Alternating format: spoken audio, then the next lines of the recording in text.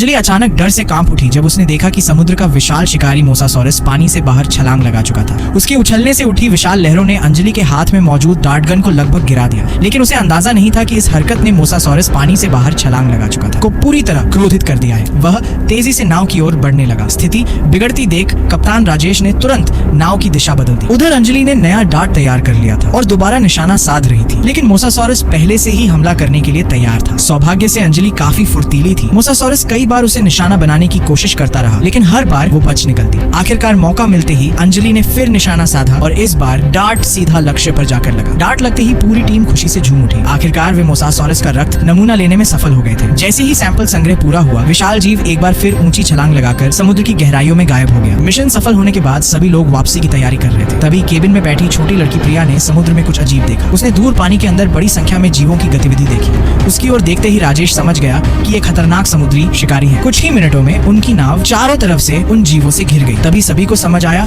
कि मोसासॉरस ने शायद इन्हें मदद के लिए बुलाया है, क्योंकि समुद्र में ये जीव अक्सर साथ रहते थे। स्थिति बिगड़ती देख विक्रम अपना आपा खो बैठा। उसने हथियार निकालकर उन जीवों पर गोलीबारी शुरू कर दी, लेकिन कप्तान राजेश ने उसे रोकने की कोशिश की, क्योंकि ऐसा करना और बड़ा खतरा बुला सकता था। अचानक एक समुद्री शिकारी ने हमला कर दिया और विक्रम को सबके सामने समुद्र में खींच लिया। इससे पहले कि कोई कुछ समझ पाता, मोसासॉरस ने फिर हमला बोल दिया। उसकी विशाल छलांग से पैदा हुई लहरों ने नाव को बुरी तरह हिला दिया। अब हालात पूरी तरह नियंत्रण से बाहर हो चुके थे। राजेश ने तुरंत फैसला लिया और नाव को पास के चट्टानी क्षेत्र की ओर मोड़ दिया। उसे उम्मीद थी कि उथले पानी में ये विशाल जीव उनका पीछा नहीं कर पाएंगे। साथ ही उसने सभी को चेतावनी दी कि किसी भी समय नाव छोड़ने के लिए तैयार रहें। अपनी फैमिली को बचाने के लिए अमित तुरंत अपनी पत्नी और छोटी बेटी को लेकर डेक पर पहुंच गया, लेकिन तभी प्रिया अचानक केबिन में भागी और रेडियो लेकर मदद मांगने की कोशिश करने लगी। एक क्रू मेंबर उसे रोकने दौड़ा, क्योंकि वे प्रतिबंधित क्षेत्र में घुसे हुए थे। रेडियो छीनने की कोशिश में प्रिया का संतुलन बिगड़ गया। वह फिसलकर समुद्र में गिर गई। उसने नाव पकड़ने की कोशिश की और जोर जोर से मदद के लिए चिल्लाने लगी, लेकिन जब तक उसके पिता अमित ने उसे देखा, तब तक वह गहरे पानी में गिर चुकी थी। ये देखकर उसका दोस्त अर्जुन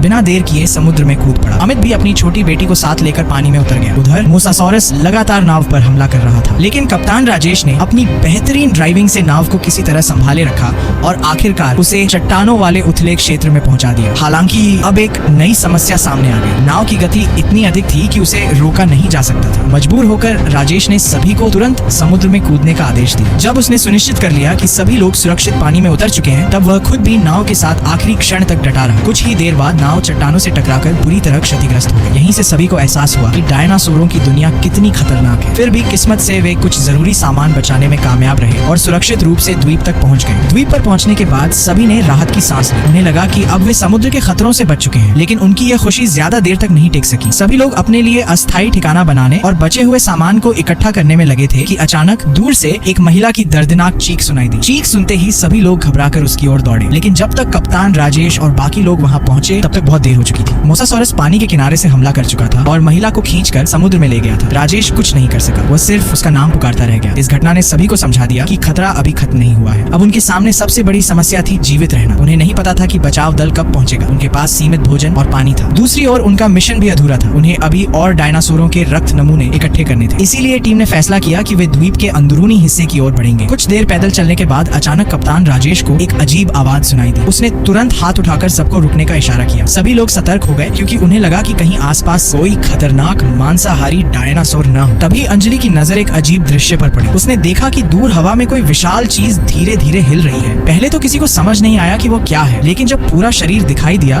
तो सभी की आंखें फटी रह गईं। वो एक विशाल ब्रैकियोसॉरस था, धरती पर रहने वाले सबसे बड़े डायनासोरों में से एक। उसे देखते ही टीम के वैज्ञानिक उत्साहित हो गए। उन्हें उसके रक्त का नमूना चाहिए था। सौभाग्य से उस समय ब्रैकियोसॉरसों का प्रजनन काल चल रहा था और उनका ध्यान अपने झुंड पर था। इसी मौके का फायदा उठाकर अंजलि ने विशेष डार्ट तैयार किया और सावधानी से निशाना लगाया। डार्ट सटीक जाकर लगा और कुछ ही देर में दूसरा रक्त नमूना भी सफलतापूर्वक प्राप्त कर लिया गया। मिशन का एक और महत्वपूर्ण चरण पूरा हो चुका था। उधर टीम की दूसरी सदस्य पूजा अपने समूह से अलग पड़ गई थी। घूमते घूमते वह एक पुराने विमान के मलबे तक पहुंच गई, लेकिन वहां पहुंचकर उसके होश उड़ गए। उसके सामने एक विशाल टायरेनोसॉरस रेक्स यानी टी-रेक्स सो रहा था। पूजा डर के मारे वहीं जम गई। जरा सी आवाज उसकी मौत का कारण बन सकती थी, लेकिन उसे अपने साथियों तक पहुंचना भी था। हिम्मत जुटाकर वह धीरे धीरे विमान के मलबे की ओर बढ़ी। उसे उम्मीद थी कि वहाँ कोई काम की चीज मिल जाएगी। काफी खोजबीन के बाद उसे एक फुलाने वाली रबर बोट मिल गई। उसे समझ आ गया कि इसी के सहारे वे नदी के रास्ते बाकी टीम तक पहुंच सकते हैं। पूजा बहुत सावधानी से बोट को खींचने लगी ताकि कोई आवाज ना हो, लेकिन तभी उसने देखा कि जो टीरेक्स अभी कुछ देर पहले सो रहा था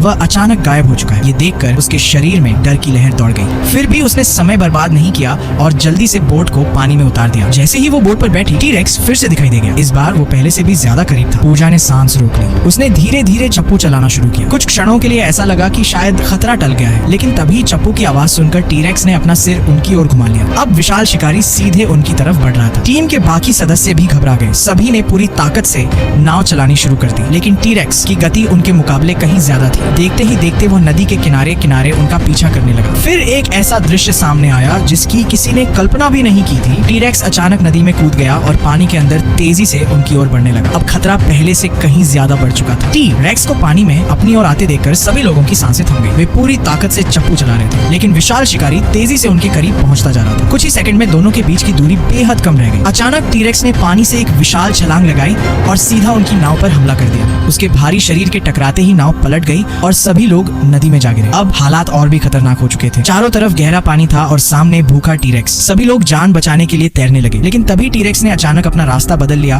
और कुछ दूरी पर चला गया। सभी को लगा कि खतरा टल गया है। वे तुरंत किनारे की ओर तैरने लगे, लेकिन जैसे ही वे किनारे के करीब पहुंचे, टीरेक्स फिर से उनके सामने आ खड़ा हुआ। ऐसा लग रहा था जैसे वो इंसानों के किनारे आने का इंतजार कर रहा हो ताकि उन्हें आसानी से अपना शिकार बना सके। स्थिति बेहद मुश्किल थी। नदी में रहना भी मौत था और किनारे जाना भी। मजबूर होकर एक आदमी ने गहरी सांस ली और पानी के नीचे गोता लगा दिया, लेकिन अगले ही पल टीरेक्स ने भी अपना विशाल सिर पानी में डाल दिया और उसे खोजने लगा। किस्मत से वह समय रहते बच निकला और चट्टानों की आड़ में छिप गया। इस दौरान बाकी साथी धीरे धीरे दूसरी तरफ निकलने में सफल हो गए। काफी कोशिशों के बाद टीरेक्स को समझ आ गया कि वह अब उनका पीछा नहीं कर सकता। आखिरकार वह गुस्से में दहाड़ता हुआ वहां से चला गया। उधर अमित और उसकी टीम द्वीप के सबसे ऊंचे हिस्से तक पहुंच चुकी थी। उन्होंने दूरबीन से पूरे इलाके का निरीक्षण किया और आखिरकार अंतिम लक्ष्य का स्थान खोज लिया। अब उन्हें केवल एक आखिरी डायनासोर का रक्त नमूना चाहिए था। उसी के बाद उनका मिशन पूरा हो सकता था। टीम ने तुरंत रस्सियां तैयार की और खड़ी चट्टान से नीचे उतरना शुरू कर दिया। कुछ देर बाद वे चट्टान के बीच बने एक विशाल गुफानुमा हिस्से में पहुंच गए। जैसे जैसे वे अंदर बढ़ते गए, उन्हें एक विशाल घोंसला दिखाई दिया। उसमें कई बड़े बड़े अंडे रखे हुए थे। ये दृश्य देखकर वैज्ञानिक रवि बेहद उत्साहित हो गया। उसने तुरंत अपना कैमरा निकाला और तस्वीरें लेने लगा। इतने विशाल डायनासोर अंडों को देखकर